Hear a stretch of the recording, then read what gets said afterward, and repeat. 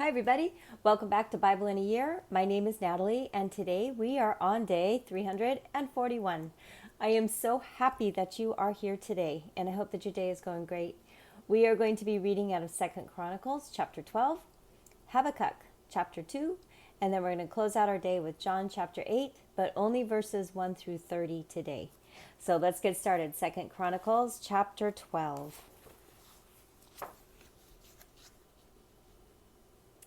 When the kingdom of Rehoboam was established and he was strong, he abandoned Yahweh's law, and all Israel with him. In the 5th year of King Rehoboam, Shishak, king of Egypt, came up against Jerusalem because they had trespassed against Yahweh with 1,200 chariots and 60,000 horsemen. The people were without number who came with him out of Egypt: the Lebam, the Sakim, and the Ethiopians. He took the fortified cities which belonged to Judah and came to Jerusalem. Now Shemaiah the prophet came to Rehoboam and to the prince of Judah, who were gathered together to Jerusalem because of Shishak, and said to them, Yahweh says, You have forsaken me. I have also left you in the hand of Shishak. Then the princes of Israel and the king humbled themselves, and they said, Yahweh is righteous. When Yahweh saw that they had humbled themselves, Yahweh's word came to Shemaiah, saying, They have humbled themselves. I will not destroy them, but I will grant them some deliverance, and my wrath won't be poured out on Jerusalem by the hand of Shishak. Nevertheless, they will be his servants, that they may know my service and the service of the kingdoms of the countries. So Shishak, king of Egypt, came up against Jerusalem and took away the treasures of Yahweh's house and the treasures of the king's house. He took it all away. He also took away the shields of gold which Solomon had made. King Rehoboam made shields of bronze in their place and committed them to the hands of the captains of the guard, who kept the door of the king's house. As often as the king entered into Yahweh's house, the guard came and bore them. Then he brought them back into the guard room. When he humbled himself, Yahweh's wrath turned from him, so as not to destroy him altogether. Moreover, there were good things found in Judah.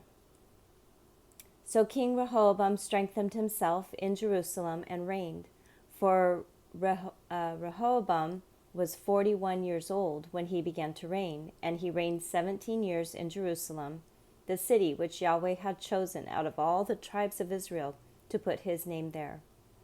His mother's name was Naamah, the Ammonitess. He did that which was evil because he didn't set his heart to seek Yahweh. Now the acts of Rehoboam, first and last, aren't they written in the histories of Shemaiah the prophet and of Iddo the seer in the genealogies? There were wars between Rehoboam and Jeroboam continually. Rehoboam slept with his fathers and was buried in David's city, and Abijah his son reigned in his place. Another example again of God changing course. I don't think we talk about that enough. All right, Habakkuk chapter 2.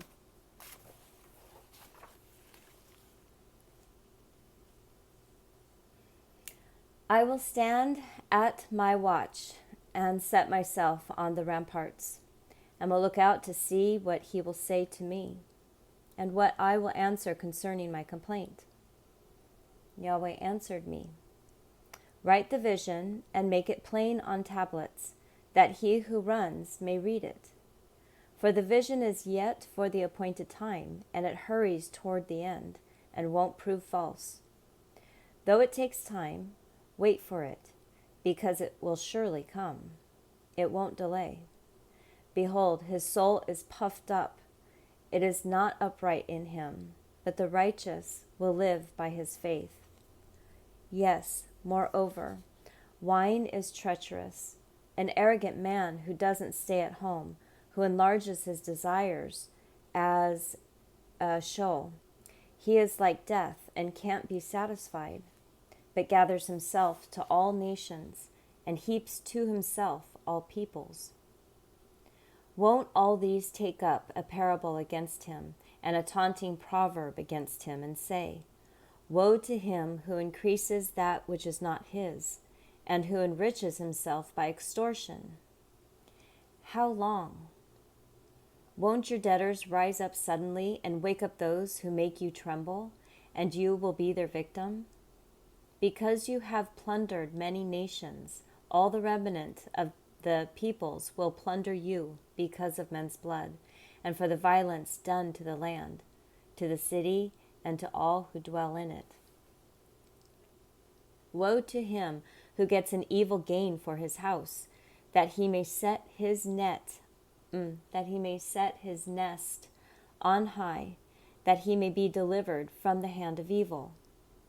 You have devised shame to your house by cutting off many peoples, and have sinned against your soul. For the stone will cry out of the wall, and the beam out of the woodwork will answer it. Woe to him who builds a town with blood, and establishes a city by iniquity. Behold, isn't it from Yahweh of armies that the peoples labor for the fire, and the nations weary themselves for vanity? For the earth will be filled with the knowledge of Yahweh's glory, as the waters cover the sea. Woe to him who gives his neighbor drink, pouring your inflaming wine until they are drunk, so that you may gaze at their naked bodies. You are filled with shame and not glory. You will also drink and be exposed. The cup of Yahweh's right hand will come around to you, and disgrace will cover your glory. For the violence done to Lebanon will overwhelm you, and the destruction of the animals will terrify you, because of men's blood, and for the violence done to the land, to every city, and to those who dwell in them. What value does the engraved image have? That its maker has engraved it. The molten image, even the teacher of lies, that he who fashions its form trusts in it, to make mute idols? Woe to him who says to the wood, Awake! Or to the mute stone, Arise! Shall this teach? Behold, it is overlaid with gold and silver, and there is no breath at all within it. But Yahweh is in his holy temple. Let all the earth be silent before him. Yahweh is in his holy temple. Yahweh is alive. He's not mute. He's not made of wood. Let all the world be silent before him. Just imagine if you were standing in front of a king. You know, would your hair be disheveled? Maybe. Would you have holes in your clothes? Maybe. But what would come out of your mouth? What would come out of your heart? What would your behavior be? Would you be cussing at him? Would you be ignoring a king? Would you just walk by and continue on with the grocery shopping if a king was standing in front of you? This is God. He is with us. I digress. As usual. Sorry. John 8, verses 1 through 30.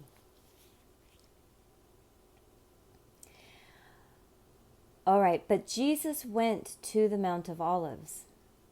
And now very early in the morning he came again into the temple, and all the people came to him. He sat down and he taught them. The scribes and the Pharisees brought a woman taken in adultery.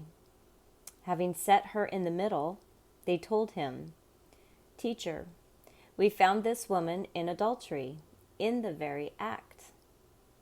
Now in our law, Moses commanded us to stone such a woman. What then do you say about her?" They said this, testing him, that they might have something to accuse him of. But Jesus stooped down and wrote on the ground with his finger. But when they continued asking him, he looked up and said to them, "He who is without sin among you, let him throw the first stone at her." Again he stooped down and wrote on the ground with his finger. They, when they heard it, being convicted by their conscience, went out one by one, beginning from the oldest even to the last. Jesus was left alone with the woman where she was in the middle. And Jesus, standing up, saw her and said, "Woman, where are your accusers? Did no one condemn you?" She said, "No one, Lord." And Jesus said, "Neither do I condemn you. Go your way. From now on, sin no more." Again, therefore, Jesus spoke to them, saying, "I am the light of the world, and he who follows me will not walk in the darkness, but will have the light of life." The Pharisees therefore said to him, "You testify about yourself. Your testimony is not valid." And Jesus answered them, "Even if I testify about myself, my testimony is true. For I know where I came from and where I am going. But you don't know where I came from or where I am going. You judge according to the flesh. I judge no one. Even if I do judge, my judgment is true, for I am not alone, but I am with the Father who sent me. It's also written in your law that the testimony of two people is valid. I am one who testifies about myself, and the Father who sent me testifies about me." And they said therefore to him, "Where is your Father?" And Jesus answered, "You know neither me nor my Father. If you knew me, you would know my Father also." Jesus spoke these words in the treasury as he taught in the temple, yet no one arrested him, because his hour had not yet come. Jesus said therefore again to them, "I am going away, and you will seek me, and you will die in your sins. Where I go, you can't come." The Jews therefore said, "Will he kill himself because he says, 'Where I am going, you can't come'?"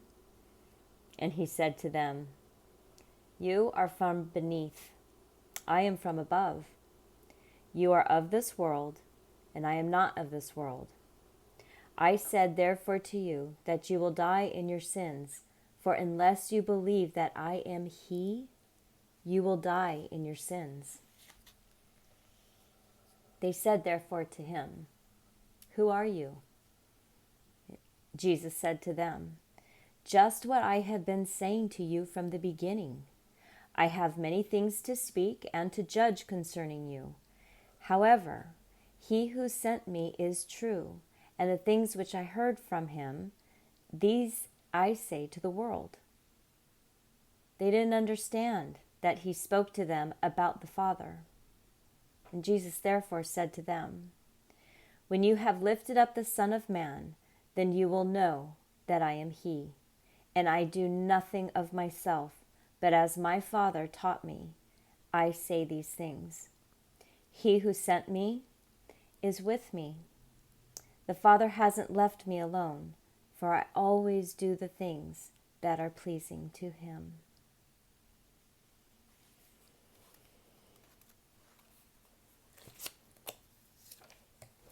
And I am not going to comment on that. Please listen to the words that were read today.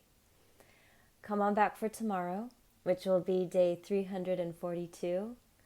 Have the most wonderful day today, and I will see you tomorrow. Bye.